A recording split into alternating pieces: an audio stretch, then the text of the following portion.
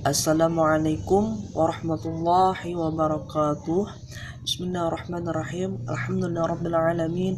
Wassalatu wassalamu ala asyrafil anbiya'i wal mursalin sayyidina wa maulana Muhammadin wa ala alihi wa sahbihi ajmain.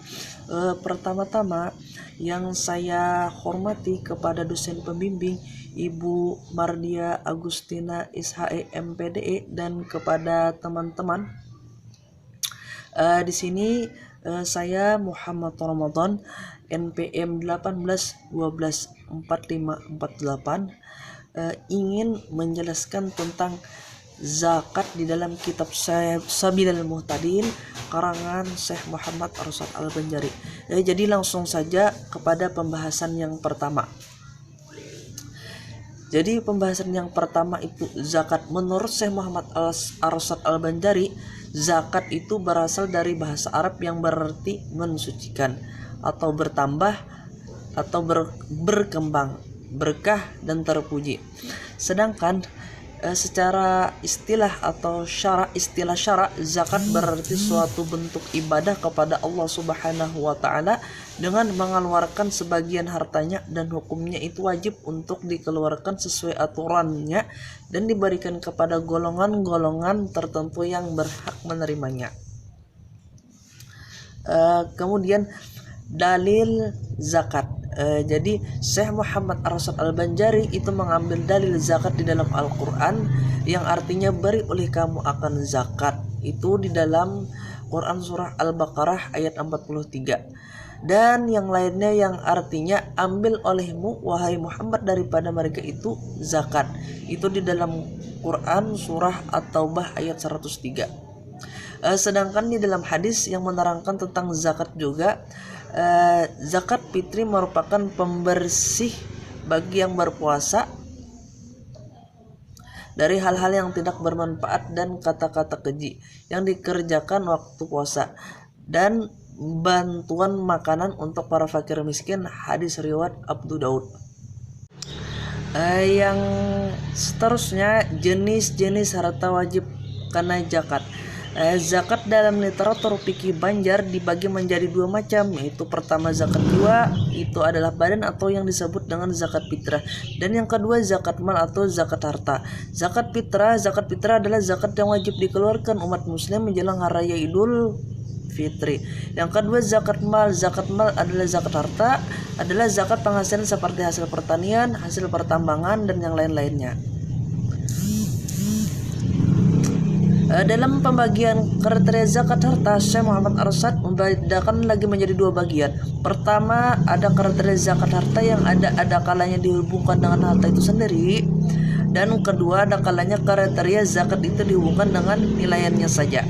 Kriteria zakat harta yang terkait dengan harta itu sendiri dalam kitab Sabilal Muhtadin disebut terdapat 5 macam. Yang pertama, zakat binatang ternak. Yang kedua, zakat tumbuh-tumbuhan. Yang ketiga, zakat emas dan perak. Yang keempat, zakat rikas.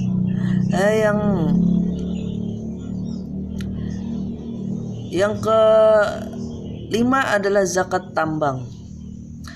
Adapun zakat yang dihubungkan dengan nilai saja seperti zakat harta perdagangan. Kemudian selanjutnya syarat-syarat zakat. Ada syarat syah dan ada syarat wajib. Syarat wajib zakat yaitu pemilik harta beragama Islam, merdeka, harta yang dikeluarkan dimiliki secara sempurna, hartanya merupakan milik pribadi, tidak terikat dengan orang lain, harta yang dikeluarkan termasuk harta berkembang, telah mencapai nisab, telah mencapai 1 haul. Sedangkan syarat sah zakat yaitu niat dan tamlik. Kemudian selanjutnya nisab hewan unta, sapi dan kambing. Nisabnya unta 1-4 ekor itu tidak dizakati. 5-9 ekor itu zakatnya 1 ekor kambing usia 2 tahun, biri-biri usia 1 tahun. Kemudian 10-14 itu zakatnya 2 ekor kambing betina usia 2 tahun. 15-19 ekor itu zakatnya 3 ekor kambing. 20-24 itu zakatnya 4 ekor kambing. 25-35 itu zakatnya 1 ekor anak unta betina usia 1 tahun masuk ke 2 tahun. 36-45 itu zakatnya 1 ekor anak unta usia 2 tahun masuk ke 3 tahun. 46 sampai 60 itu zakatnya 1 ekor anak unta usia 3 tahun masuk ke 4 tahun. Atau 1 ekor unta betina usia 4 tahun masuk ke 5 tahun. 76 sampai 90 ekor itu zakatnya 2 ekor anak unta betina usia 2 tahun atau lebih. 91 sampai 120 ekor itu zakatnya 2 ekor anak unta betina usia 3 tahun atau lebih. 121 sampai 129 itu zakatnya 3 ekor anak unta betina. Dari 130 setiap 40 ekor anak 40 ekor dan seterusnya zakatnya 1 ekor unta betina usia 2 tahun masuk ke 3 tahun. Dan untuk setiap 50 ekor dan seterusnya zakat 1 ekor unta betina masuk 3 usia 3 masuk 4 tahun. Kemudian nasab sapi 1 sampai 29 ekor tidak ada zakat. 30 sampai 39 ekor 1 ekor anak sapi usia 1 tahun. 40 sampai 59 1 ekor anak sapi usia 2 tahun. 60 sampai 69 ekor zakatnya 2 ekor anak sapi sampai usia 1 tahun. 70 sampai 79 zakatnya 1 ekor anak sapi usia 2 tahun dan 1 ekor anak sapi usia 1 tahun. 80 sampai 89 zakatnya 2 ekor anak sapi usia 2 tahun. 90 sampai 99 itu zakatnya 1 ekor anak sapi usia 1 tahun. 100 sampai 109 itu zakatnya 1 ekor anak sapi betina dan 2 ekor anak sapi jantan. 110 sampai 119 2 ekor anak sapi zakatnya 2 ekor anak sapi betina dan 1 ekor anak sapi jantan. 120 sampai 129 zakatnya 3 ekor anak sapi betina. Zakatnya 130 sampai 139 itu zakatnya 3 ekor anak sapi jantan dan 1 ekor anak sapi betina. 140 sampai 149 itu zakatnya 2 ekor anak sapi betina dan 2 ekor anak sapi jantan. 150 sampai 159 itu zakatnya 5 ekor anak sapi jantan dan begitulah seterusnya.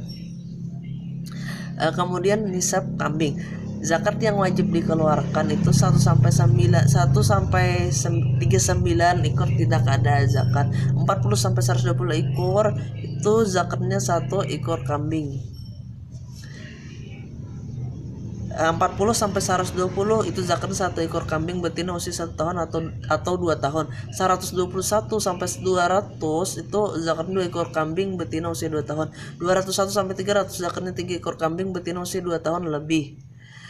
301 sampai 400 ekor zakatnya 4 ekor kambing betina usia 2 tahun lebih. Dan setiap bertambah 100 ekor zakatnya 1 kambing. Kemudian seterusnya nisab zakat tumbuhan. Jadi adapun nisabnya ialah 5 wasak berdasarkan sabda Rasulullah SAW, tidak ada zakat di bawah 5 wasak.